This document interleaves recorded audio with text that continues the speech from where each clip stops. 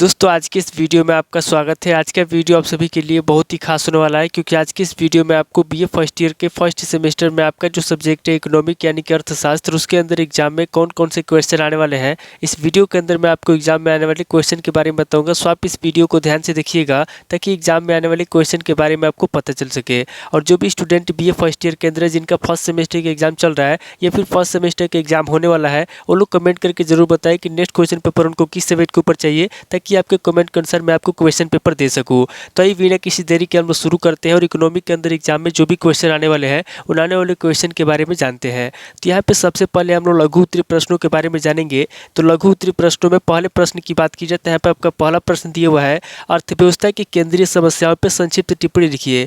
पहला क्वेश्चन कह रहा है जो अर्थव्यवस्था की केंद्रीय समस्या है, यहाँ पे आपको अर्थव्यवस्था की केंद्रीय समस्याओं पर संक्षिप्त टिप्पणी लिखना है। अब पहले क्वेश्चन की बात की जाए तो यहाँ पे आपका दूसरा क्वेश्चन दिया हुआ है, आगमन प्रणाली का संक्षिप्त परिचय दीजिए।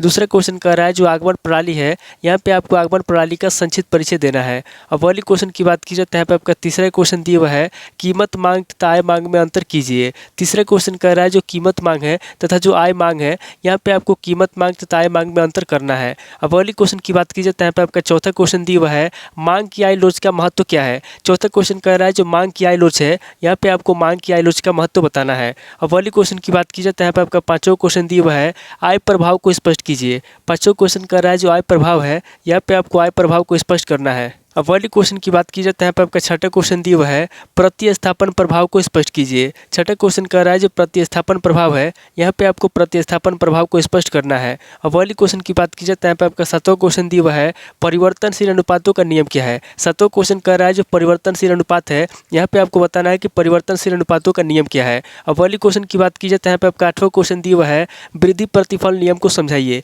आठवां क्वेश्चन कर रहा है जो वृद्धि प्रतिफल नियम है, यहाँ पे आपको वृद्धि प्रतिफल नियम को समझाना है। अब पहले क्वेश्चन की बात की जाए तो यहाँ पे आपका नौ क्वेश्चन दिया हुआ है, सम उत्पाद वक्र की दो विशेषताएं बताइए। नौ क्वेश्चन कर रहा है जो सम उत्पाद वक्र है, यहाँ पे आपको सम उत्पाद वक्र की दो विशेषता बताना है। अब पहले क्वेश्चन की बात की जाए तो यहाँ पे आपका 10वां क्वेश्चन दिया हुआ है, मौद्रिक लागत तथा वास्तविक लागत में अंतर स्पष्ट कीजिए। 10वां क्वेश्चन कर रहा है जो मौद्रिक लागत है तथा जो वास्तविक लागत है, यहाँ पे आपको मौद्रिक लागत तथा वास्तविक लागत में अंतर स्पष्ट करना है। अब पहले क्वेश्चन की बात की जाए तो यहाँ पे आपका 11वां क्वेश्चन दिया हुआ है, अपूर्ण प्रतियोगिता का अर्थ स्पष्ट कीजिए। 11वां क्वेश्चन कर रहा है जो अपूर्ण प्रतियोगिता है, यहाँ पे आपको अपूर्ण प्रतियोगिता का अर्थ स्पष्ट करना है।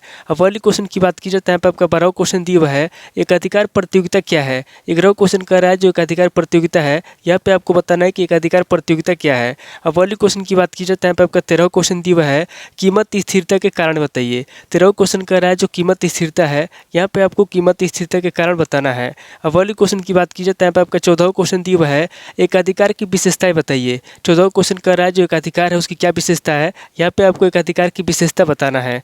अब पहले क्वेश्चन की बात की जाए तो यहाँ पे आपका 15वां क्वेश्चन दिया हुआ है, मूल्य विभेद कब संभव है स्पष्ट कीजिए। 15वां क्वेश्चन कर रहा है जो मूल्य विभेद है, यहाँ पे आपको बताना है कि मूल्य विभेद कब संभव है और यहाँ पे इसको स्पष्ट करना है। अब पहले क्वेश्चन की बात की जाए तो यहाँ पे आपका 16वां क्वेश्चन दिया हुआ है, साधन और वस्तुओं की मांग व पूर्ति में अंतर बताइए। 16वां क्वेश्चन कर रहा है जो साधन है और जो वस्तु है, यहाँ पे आपको साधन और वस्तुओं की मांग व पूर्ति में अंतर बताना है। अब पहले क्वेश्चन की बात की जाए तो यहाँ पे आपका 17वां क्वेश्चन दिया हुआ है, आयरों के सामाजिक चयन की विशेषताएं बताइए। 17वां क्वेश्चन कर रहा है जो आयरों के सामाजिक चयन है, यहाँ पे आपको आयरों के सामाजिक चयन की विशेषता बताना है। अब पहले क्वेश्चन की बात की जाए तो यहाँ पे आपका 18वां क्वेश्चन दिया हुआ है, कालडोर के क्षतिपूर्ति सिद्धांत से आप क्या समझते हैं। 18वां क्वेश्चन कर रहा है जो कालडोर के क्षतिपूर्ति सिद्धांत है, यहाँ पे आपको बताना है कि कालडोर के क्षतिपूर्ति सिद्धांत से आप क्या समझते हैं।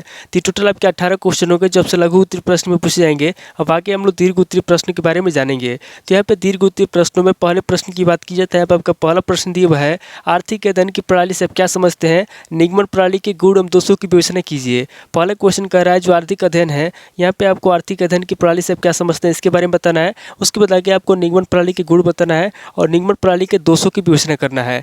अब पहले क्वेश्चन की बात की जाए तो यहाँ पे आपका दूसरा क्वेश्चन दिया हुआ है, उपभोक्ता बचत की अवधारणा की व्याख्या कीजिए, इनको मापने में क्या कठिनाइयाँ होती है। दूसरा क्वेश्चन कर रहा है जो उपभोक्ता बचत की अवधारणा है, यहाँ पे आपको उपभोक्ता बचत की अवधारणा बताना है। उसके बाद आगे आपको बताना है कि इसको मापने में क्या कठिनाइयाँ होती है। पहले क्वेश्चन की बात की जाए तो यहाँ पे आपका तीसरा क्वेश्चन दिया हुआ वह है मांग की लोच को कैसे मापा जाता है, इसके मापने की विधियों को संक्षेप में लिखिए। तीसरा क्वेश्चन कर रहा है जो मांग की लोच है, यहाँ पे आपको बताना है कि मांग की लोच को कैसे मापा जाता है, उसके बाद आगे आपको इसके मापने की विधियों को संक्षेप में लिखना है। अब वाली क्वेश्चन की बात की जाए तो यहाँ पे आपका चौथा क्वेश्चन दिया हुआ है मार्शल व हिग्स की उपयोगिता विश्लेषण की विवेचना कीजिए। चौथा क्वेश्चन कर रहा है जो मार्शल व हिग्स है, यहाँ पे आपको मार्शल व हिग्स की उपयोगिता विश्लेषण की विवेचना करना है। अब वाली क्वेश्चन की बात की जाए तो यहाँ पे आपका पांचवा क्वेश्चन दिया हुआ है जल हीरा विरोधाभास का संक्षिप्त वर्णन कीजिए।